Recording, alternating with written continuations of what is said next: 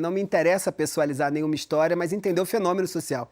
Eu estou preocupado como é que a desigualdade social brasileira se dá no dia a dia e como é que os ricos fazem, o que os ricos fazem para poder fazer com que os outros entendam que eles são ricos. O que tem de mais legal na pesquisa antropológica é a capacidade que ela tem de cobrar dos seus pesquisadores uma transformação gigantesca.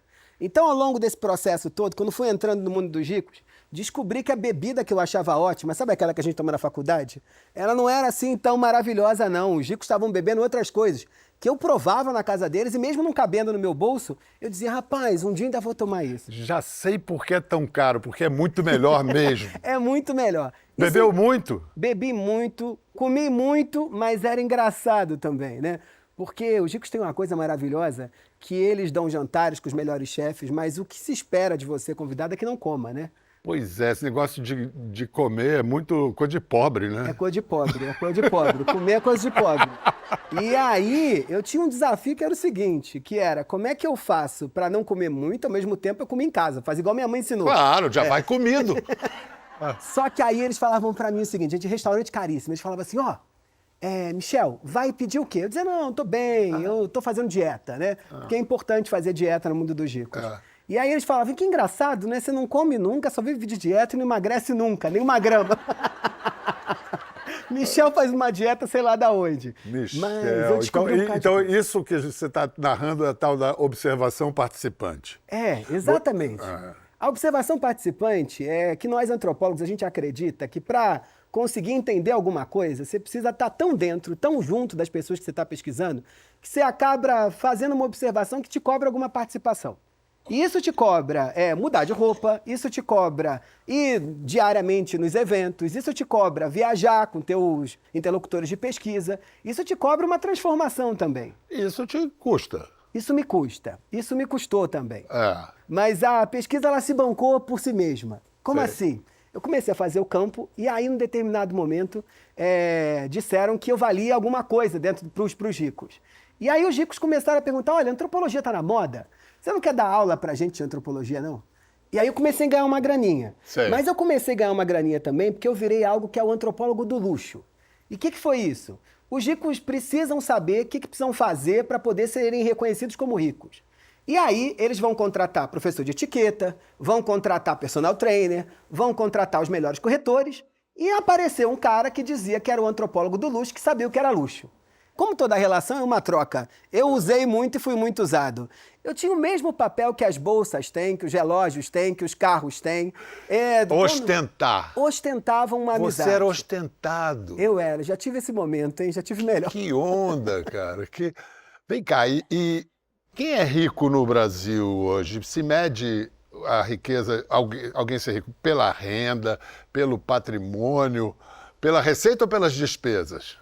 Bial, dinheiro não é tudo para definir quem é rico no Brasil, né? Esse é um ponto interessante. Porque para além daquilo que as estatísticas dizem, do mínimo que você precisa para ser considerado rico, só para a gente olhar aqui para o cenário brasileiro, se você tem uma renda média em torno de 20 mil reais, de 20 a 25 mil reais, você já pode fazer parte do 1% da sociedade brasileira, que em qualquer lugar do mundo seria considerado rico. Mas aqui, em geral, a gente olha para alguém com essa renda e diz, essa pessoa é de classe média. Sim. E aí, o que é o interessante? Eu disse, eu também acho que 20 e poucos mil reais não faz ninguém rico. Mas se a gente falasse com quem ganha 50, e se a gente falasse com quem ganha 100, se a gente falasse com quem ganha 300, e essas pessoas continuavam dizendo que não eram ricas. E aí, eu fui entender que passando de 1 milhão também? Também. E passando de... O rico é sempre o outro. O rico é sempre o outro. E é sempre o outro porque a gente gosta de acreditar que o rico é aquele que vive com mais do que precisa. Só que quando a gente pensa na nossa própria vida, eu digo, olha, eu moro num apartamento de 500 metros quadrados, tenho uma casa num condomínio chique, viajo 4 vezes por ano, tomo dos melhores vinhos, mas como eu viveria sem isso? Eu tenho o básico, eu tenho o que precisa. Agora, rico é o meu vizinho, que além disso tudo tem mordomo. Aí esse cara é rico. E a grama é muito mais verde que a minha. Quem está ouvindo a gente, às vezes tem uma pessoa que é uma diarista que vai na sua casa e às vezes você tem uma vida ali com dificuldade, né? Você não tem dinheiro, você está ali naquela coisa, o salário precisa chegar no final do mês. A pessoa que trabalha na sua casa olha para você e fala, mas a senhora é rico. Aí você pensa, e eu? Não, rico é o outro. E eu cheguei nos nomes da Forbes, né? Eu entrevistei bilionários. A gente tem, em média, no Brasil, de 58 a 62 bilionários, tá? Varia de ano a ano, porque esse número tá vinculado às ações ou vinculado ao dólar. Então, a gente chega nessas pessoas e elas dizem, eu tenho uma vida boa. Os ricos em grandes fortunas do mundo, muitas vezes tendem a ser discretos. Não querem ficar esfregando a riqueza deles na cara de todo mundo. O rico brasileiro não se sente obrigado a ostentar. Isso não é especialmente doido num país com a desigualdade que tem o Brasil? Todos os ricos brasileiros ostentam. Mas por que eles têm a necessidade? Eles têm, porque no Brasil, para eu achar que você pertence a um determinado grupo social, eu preciso contar com a imaginação.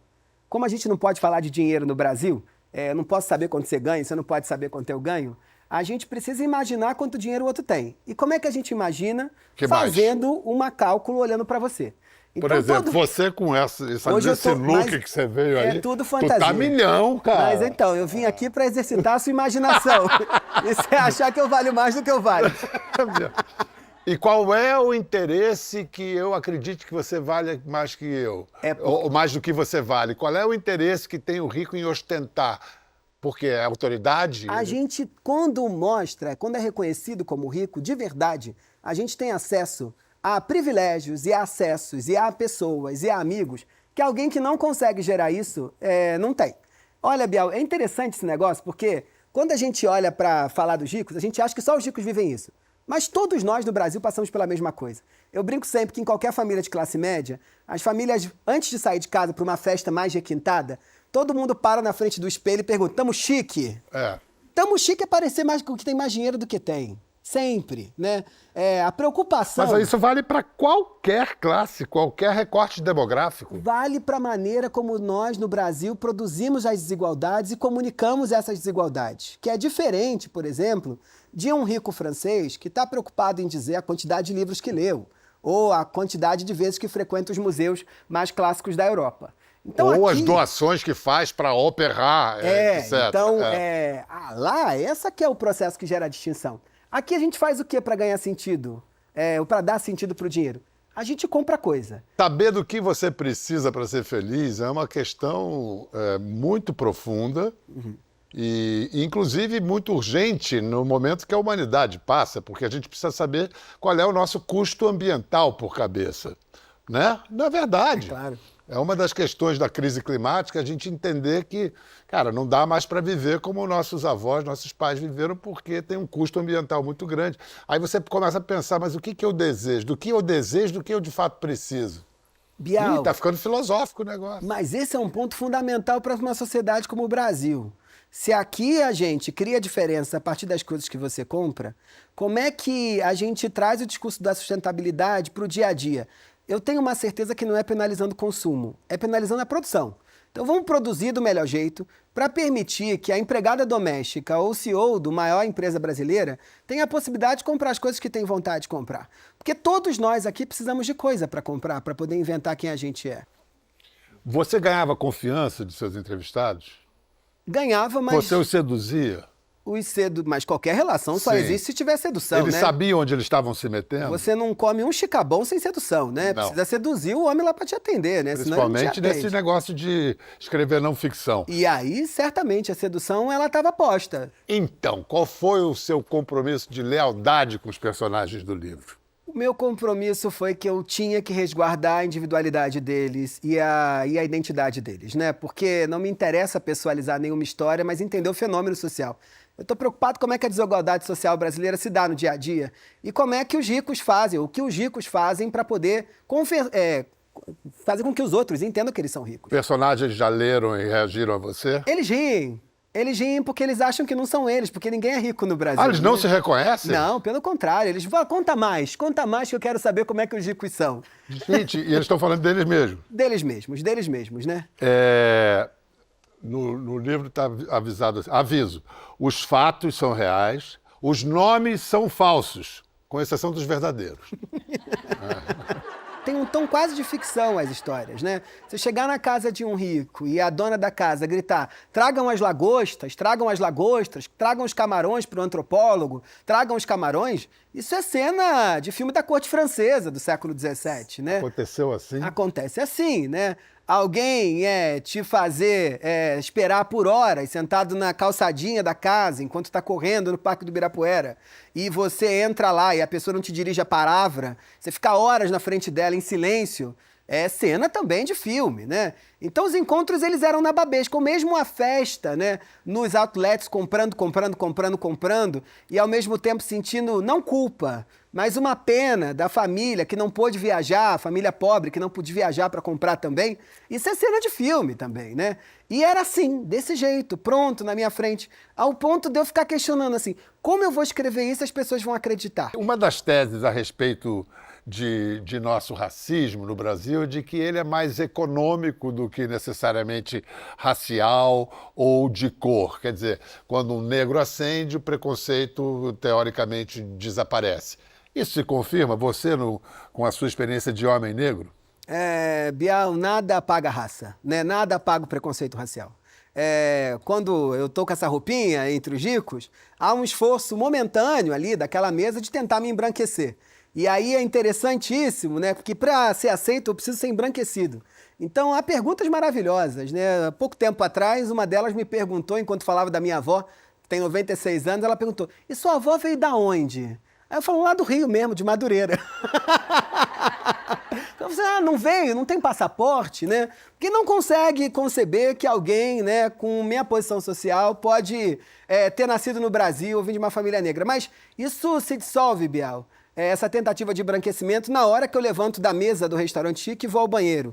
Porque aí me perguntam onde fica a cozinha, o que tá bom de se comer naquele dia, onde é que o carro está sendo estacionado. Então, nada apaga o racismo no Brasil. Enriquecer é uma ideia bonita. Um dos homens mais importantes do século XX, que fez o milagre chinês, Deng Xiaoping, o mote da Revolução Econômica chinesa foi enriquecer é glorioso. Uhum. Nos Estados Unidos, é bacana o cara vencer. E ele fala, eu venci por causa da América, do ideal do sonho americano, por causa do meu país. Você aponta que no Brasil, o brasileiro fala, eu enriqueci apesar do meu país. Como é que você explica isso? Bial, isso é gravíssimo, né? O fato é que os ricos brasileiros, eles não constroem vínculos de solidariedade com a sociedade. Um rico americano acorda de manhã e fala, olha, eu tenho essa vida porque eu estudei em tal universidade, tinha tal financiamento. Inventou-se uma sociedade que me proporcionou chegar onde eu cheguei.